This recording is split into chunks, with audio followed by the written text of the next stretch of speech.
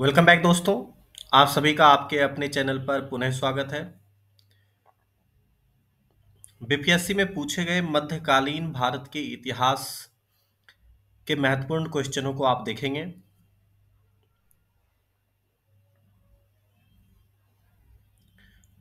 तो let's start दोस्तों।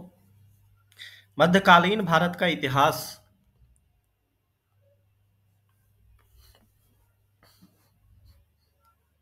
भारत पर मुस्लिम आक्रमण।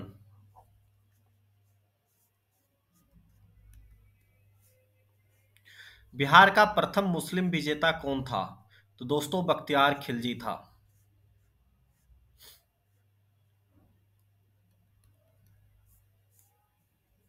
जो मोहम्मद गौरी का एक साधारण सा दास था, इख्तियारुद्दीन मोहम्मद बिन बख्तियार खिलजी ने 1193 से 1202 के मध्य बिहार की विजय की तथा नालंदा एवं विक्रमशिला बिहार को तहस-नहस कर राजधानी ओदंतपुरी पर कब्जा कर लिया।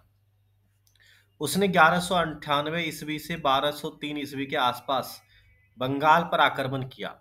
उस समय वहां का शासक लक्ष्मण सेन था। वह बिना युद्ध किए ही भाग निकला। तुर्की सेना ने राजधानी नदिया में प्रवेश कर बुरी तरह लूटपाट की। राजा की अनुपस्थिति में नगर ने आत्मसमर्पण कर दिया। लक्ष्मण सेन ने भागकर दक्षिण बंगाल में शरण ली और वहीं कुछ समय तक शासन करता रहा। प्रसिद्ध पर्शियन इतिहासकार मिन्हाजुद्दीन सिराज ने अपनी पुस्तक तबाकत ए नासिरी में बिहार में उसके हमलों के बारे में विस्तार से वर्णन किया है। बिहार पर बख्तियार खिलजी के हमले का पहला विवरण किसमें मिलता है?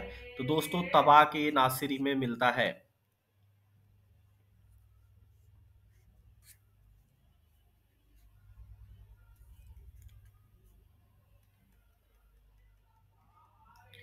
नालंदा बिहार का विध्वंस किसने किया था?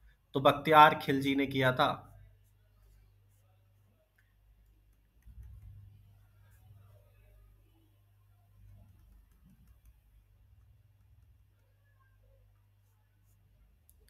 बिहार में तुर्क सत्ता का वास्तविक संस्थापक कौन है? तो तुर्क सत्ता का वास्तविक संस्थापक बख्तियार खिलजी को माना जाता है। मोहम्मद गौरी ने किसको प्रथम अक्ता प्रदान किया? तो दोस्तों कुतुबुद्दीन ऐबक को प्रथम अक्ता प्रदान किया। गौरी के विजयों के बाद शीघ्र ही उत्तर भारत में अक्ता प्रथा स्थापित हो गई। मोहम्मद गौरी ने कुतुबुद्दीन ऐबक को 1191 ईस्वी में हांसी अक्ता, इक्ता मीन्स प्रांत होता था दोस्तों, 1192 से 1206 ईस्वी तक उसने मोहम्मद गौरी के प्रतिनिधित्व के रूप में उत्तरी भारत के विजित भागों पर प्रशासन संभाला। इस अवधि में ऐबक ने उत्तरी भारत में तुर्की शक्ति का विस्तार भी किया।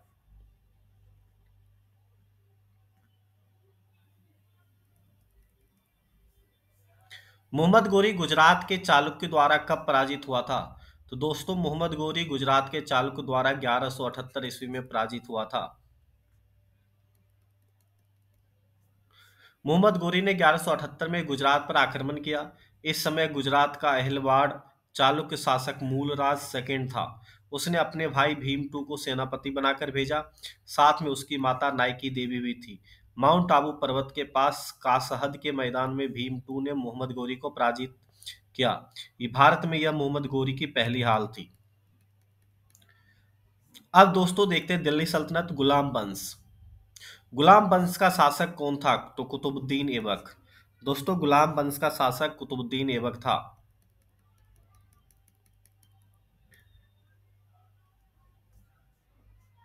भारत में गुलाम वंश का संस्थापक कुतुबुद्दीन ऐबक था। वह ऐबक नाम तुर्क जनजाति का था। बचपन से उसे निसापुर के काजी फखरुद्दीन अब्दुल अजीज कुकी के एक दास के रूप में खरीदा था।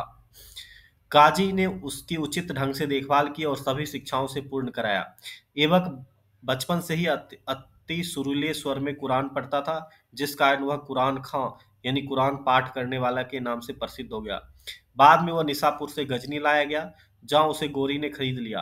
अपनी प्रतिभा, लगन और ईमानदारी के बल पर शीघ्र ही ऐबक ने गोरी का विश्वास प्राप्त कर लिया। गोरी ने उसे अमीर ए आखूर के पद पर पदोन्नत किया।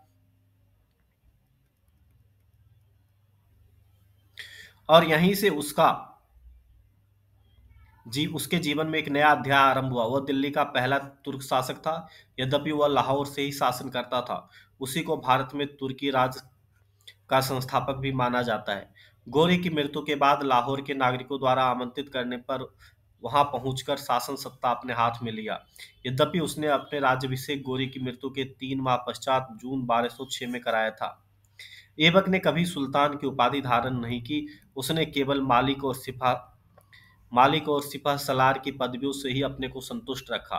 गौरी के उत्तराधिकारी गयासुद्दीन द्वारा मुक्ति पत्र प्राप्त करने के बाद नियमित पूर्वक 1208 में ऐबक को दास्ता से मुक्ति मिली।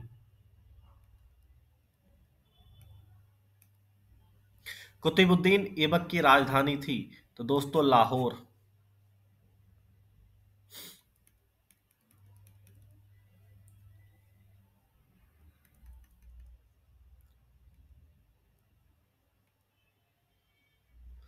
मोहम्मद गौरी 1206 में मृत्यु के बाद लाहौर के विशिष्ट जनों एवं अमीरों ने कुतुबुद्दीन ऐबक को सार्वभौम शक्तियां ग्रहण करने के लिए आमंत्रित किया। अतः उसने लाहौर जाकर सत्ता ग्रहण की, औपचारिक रूप से सिंहासन पर बैठा। यह लाहौर से शासन करता था। गद्दी पर बैठने के बाद ऐबक के सामने सबसे बड़ी कठिनाई गोरी के दास और उसके राज्य के उत्तराधिकारी तजा ताजुद्दीन यालदौज और नसीरुद्दीन कुबाचा की तरफ से थी। ऐबक ने अपनी बहन की शादी कुबाचा से कर उसे अपने पक्ष में कर लिया, किंतु यालदौज की तरफ से खतरा बना रहा। यही कारण था कि ऐबक सदा लाहौर में ही रहा। दिल्ली आने का उसे कभी अवसर नहीं मिला।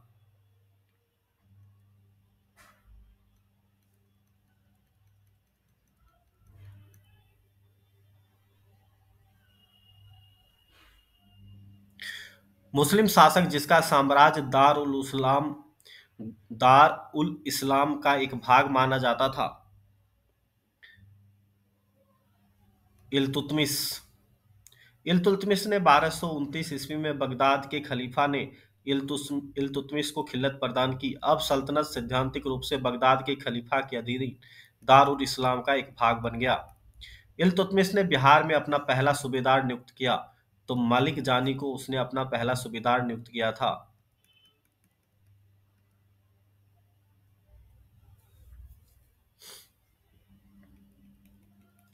राजत के उसके सिद्धांत प्रतिष्ठा, शक्ति और न्याय वे सिद्धांतों पर आधारित थे। बलबन के बारे में यह शब्द किसने कहा? तो जो जियाउद्दीन बर्नी ने यह बात कही।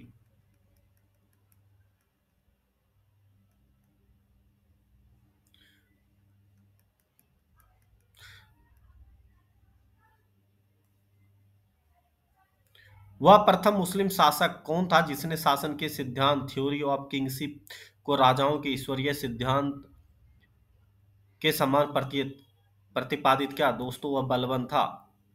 इसने रक्त और लौह की नीति अपनाई थी। इसने कहा कि पृथ्वी पर जो सुल्तान होते हैं वो ईश्वर के प्रतिनिधि होते हैं।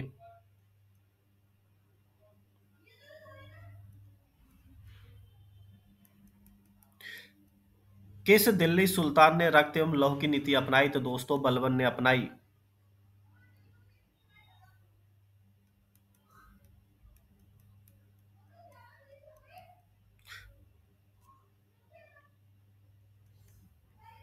तुगरिल खान ने किसके शासनकाल के दौरान विद्रोह किया? तो बलबन के शासनकाल के दौरान उसने विद्रोह कर दिया था।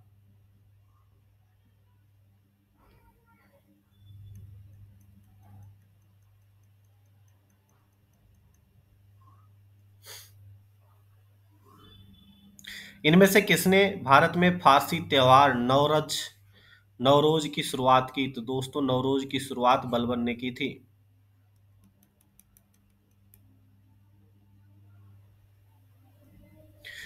इसके साथ ही दोस्तों बलबन ने अपने दरबार में सिजदा पाए बोस की प्रथा की भी शुरुआत की, जिसमें सुल्तान के पैरों को चूमना होता था। खिलजी वंश का प्रथम शासक कौन था? तो खिलजी वंश का दोस्तों प्रथम शासक जलालुद्दीन खिलजी था।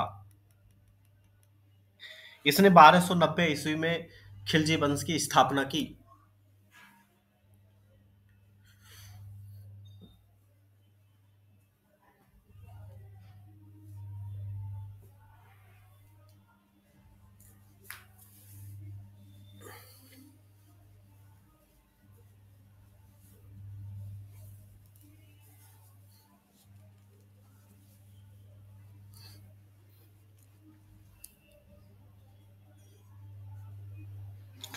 दोस्तों अगले क्वेश्चन पर चलते हैं। अलाउद्दीन दिल्ली का प्रथम तुर्की सुल्तान था जिसे धर्म को राज्य के अधीन लाने और ऐसे घटकों से परिचय कराने का सराहा जाता है जो सैद्धांतिक रूप से राज्य को धर्मनिरपेक्ष बनाते हैं। ये शब्द किसने लिखे हैं दोस्तों? ये शब्द लिखे हैं A.L. श्रीवास्तव ने।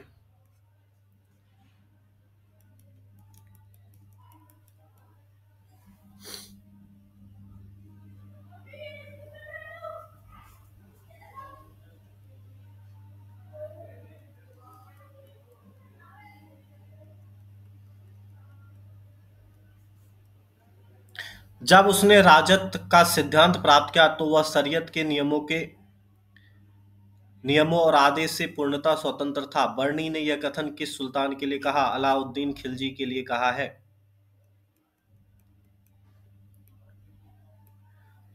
अलाउद्दीन खिलजी के लिए बर्नी ने कहा है, अलाउद्दीन दिल्ली का पहला सुल्तान था जिसने धर्म पर राज्य का नियंत्रण स्थापित किया।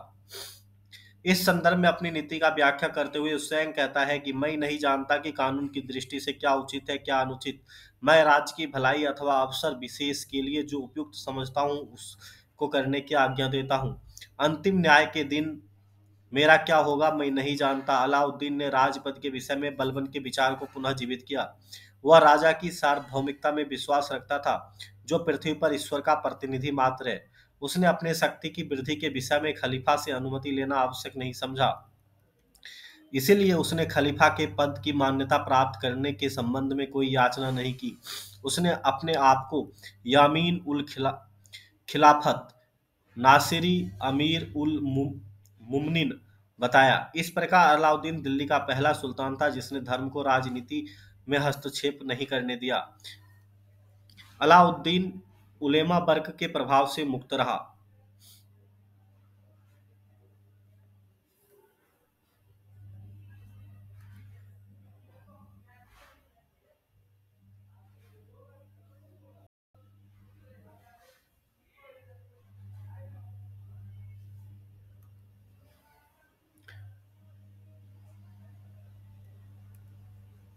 अलाउद्दीन खिलजी के प्रसिद्ध सेनापतियों में से किसकी मंगोलों के विरुद्ध लड़ते हुए मौत हुई थी?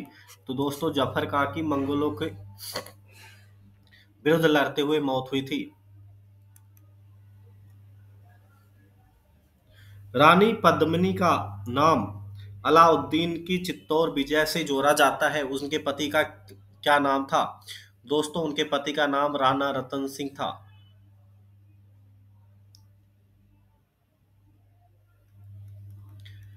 दोस्तों पद्मिनी की कहानी का आधार 1540 ईस्वी पूर्व में मलिक मुहम्मद जायसी द्वारा लिखित काव्य पुस्तक पद्मावत है।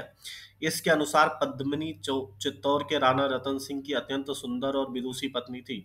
अमीर खुसरो ने सुलेमान और रानी सैवा के प्रेम प्रसंग का उल्लेख अपने ग्रंथ में किया है। उसने अपने संकेतों में अलाउद्दीन की समता सुलेमान से तथा पद्मिनी की तुलना सैवा से की थी। संभवतः इसी को आधार मानकर मलिक मुहम्मद जायसी ने पद्मावत की रचना की और राणा रतन सिंह की रानी पद्मिनी की कहानी बनी। अलाउद्दीन खिलजी के आगमन के समय देवगिरी का शासक कौन था? तो दोस्तों रामचंद्र देव था।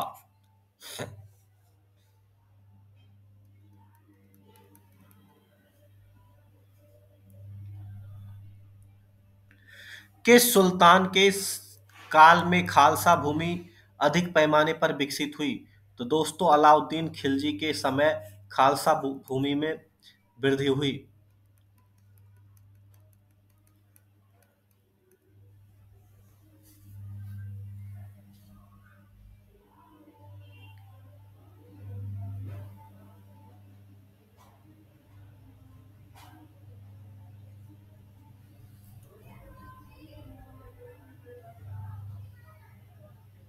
किस सुल्तान ने जमीन में फसल की नापाई का आधा राजस्व के रूप में दावा किया?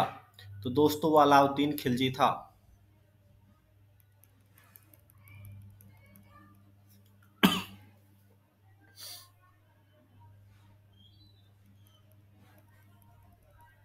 अलाउद्दीन खिलजी द्वारा दार समुद्र की विजय के लिए किसे नियुक्त किया गया? तो मलिक काफूर को नियुक्त किया गया। निम्नलिखित में से किस सुल्तान से निजामुद्दीन औलिया ने भेंट करने से इनकार कर दिया? तो दोस्तों वो अलाउद्दीन खिलजी से मिलने से इनकार कर दिया था।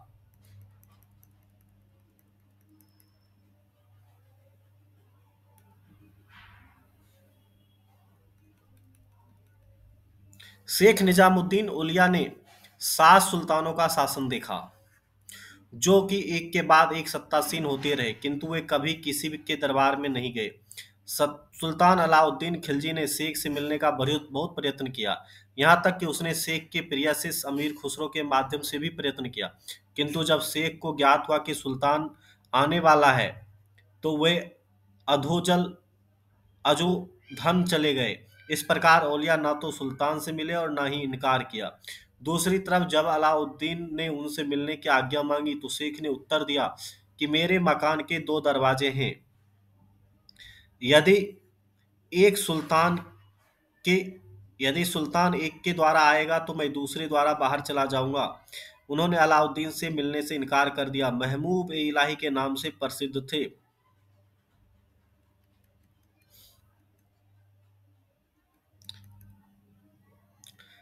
अलाउद्दीन खिलजी के आक्रमण के समय चित्तौड़गढ़ का शासक कौन था? तो दोस्तों राणा रतन सिंह था। इन्हीं की पत्नी थी पद्मावत।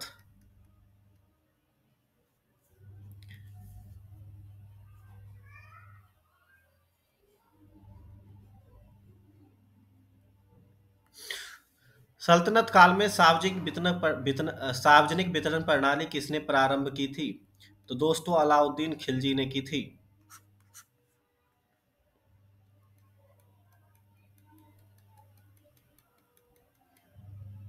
अब तुगलक वंश पर आते हैं दोस्तों। पहला था आपका गुलाम वंश, दूसरा था खिलजी वंश और तीसरा है आपका तुगलक वंश।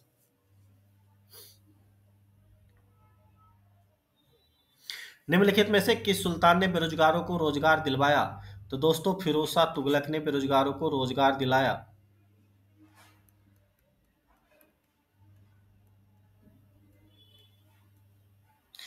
निम्नलिखित में से किस सुल्तान के दरबार में सबसे अधिक गुलाम थे? तो दोस्तों फिरोज तुगलक के दरबार में सबसे अधिक गुलाम थे, जिसकी संख्या लगभग 1,80,000 मानी जाती है। फिरोज तुगलक द्वारा स्थापित दार उल सफा क्या था? दार उल सफा एक खैराती अस्पताल था दोस्तों, जो सरकार के यानी राजाओं के खर्च पर चलता था।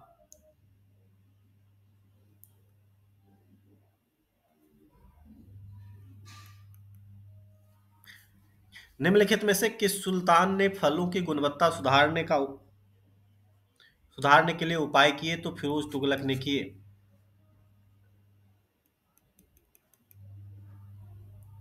कश्मीर घाटी में अंतिम मुसलमान शासक यूसुफ शाह चक, जिन्हें मुगल सम्राट अकबर द्वारा बिहार में निर्वासित कर दिया गया था, दफन है, जो दोस्तों नालंदा में दफन है वो।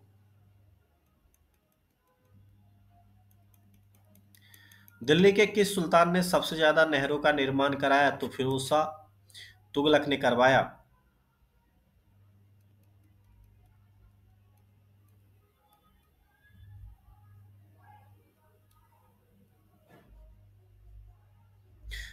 तैमूर के आक्रमण के बाद भारत में किस वंश की स्थापना हुई? तो दोस्तों तैमूर के आक्रमण के बाद भारत में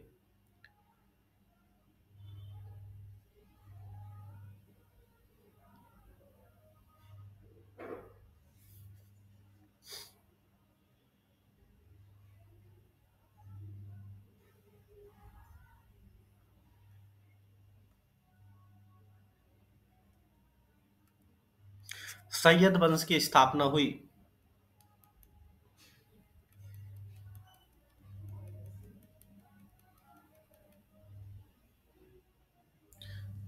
सैयद के बाद दोस्तों लोधी वंश आया। निम्नलिखित में से किस सुल्तान ने एक नगर बसाया जहां अब आगरा है?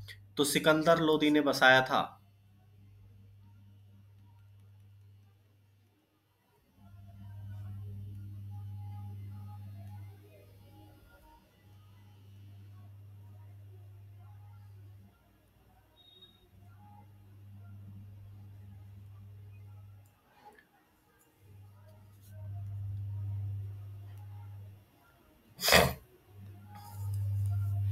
17 जुलाई 1489 को निजाम खां सुल्तान सिकंदर शाह के नाम से सिंहासन पर बैठा। वह लोदी वंश का महानतम शासक था। 1504 ईस्वी में सिकंदर लोदी ने राजस्थान के शासकों पर नियंत्रण के उद्देश्य से यमुना नदी के किनारे एक नए शहर का निर्माण किया और उसे अपनी राजधानी बनाया, जो शहर आगरा है। नाप का पैमाना गज ए सिकंदरी उसी के समय आरंभ किया गया। उसने निर्धनों के लिए मुफ्त भोजन की व्यवस्था की। उसके समय में योग्य व्यक्ति की सूची बनाकर प्रत्येक 6 माह पश्चात उसके सामने प्रस्तुत की जाती थी। वह शिक्षित और विद्वान था। उसके स्वयं आदेश से एक आयुर्वेदिक ग्रंथ फारसी में अनुवाद किया गया, जिसका नाम फरहंगे सिकंदरी रखा गया। उसकी समय में गायन विद्या लज्जत ए सिकंदर शाही की रचना हुई। सिकंदर लोदी शहनाई सुनने का बहुत शौकीन था। वह गुलरुखी उपनाम से कविताएं लिखता था।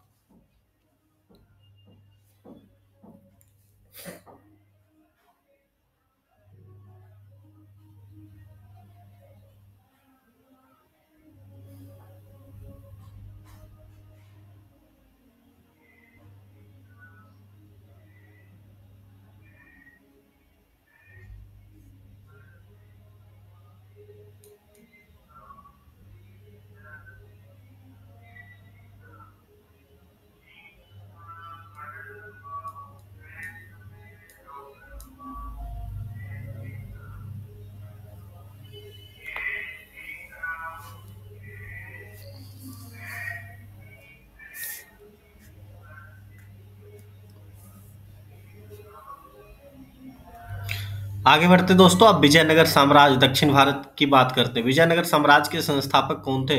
तो दोस्तों, दो भाई थे, हरिहर और बुक्का।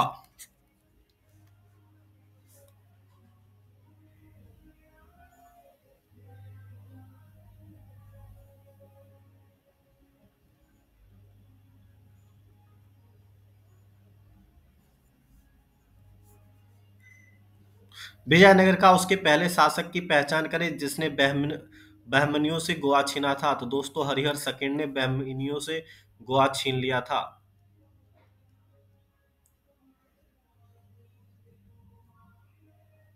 विजयनगर के राजा कृष्णदेव राय ने गोलकुंडा का युद्ध किस राजा के साथ लड़ा?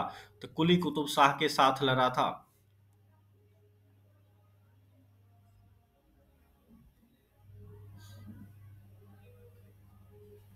विजयनगर साम्राज्य के वित्तीय व्यवस्था की मुख्य विशेषता क्या थी? तो भू राजस्व।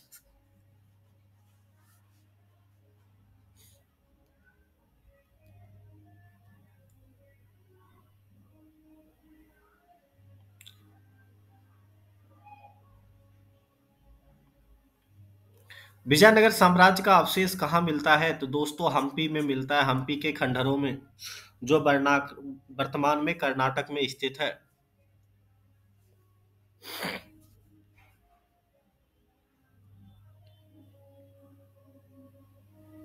फारसी यात्री अब्दुल रज्जाक भारत में किस राजा के शासनकाल में आया था?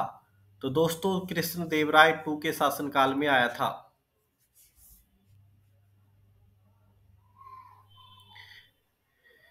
इनमें से किस प्रसिद्ध शासक ने अपनी माता के नाम पर विजयनगर के पास नागलपुरम की एक उपनगरीय बस्ती की स्थापना की? तो दोस्तों, कृष्णदेवराय ने की थी।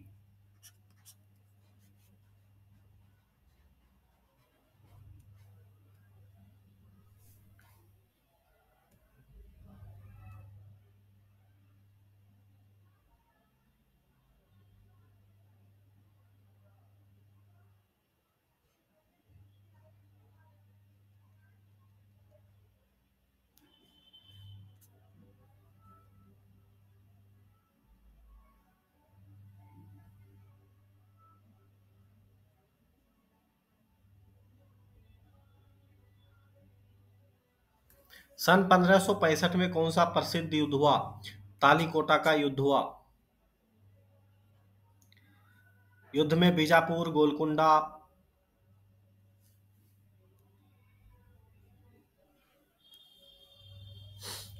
अहमदनगर, बीदर की संयुक्त सेनाओं ने बीजापुर, अहमदनगर, गोलकुंडा, बीदर की संयुक्त सेनाओं ने विजयनगर को पराजित किया। इस संयुक्त सेना में केवल बरार शामिल नहीं था।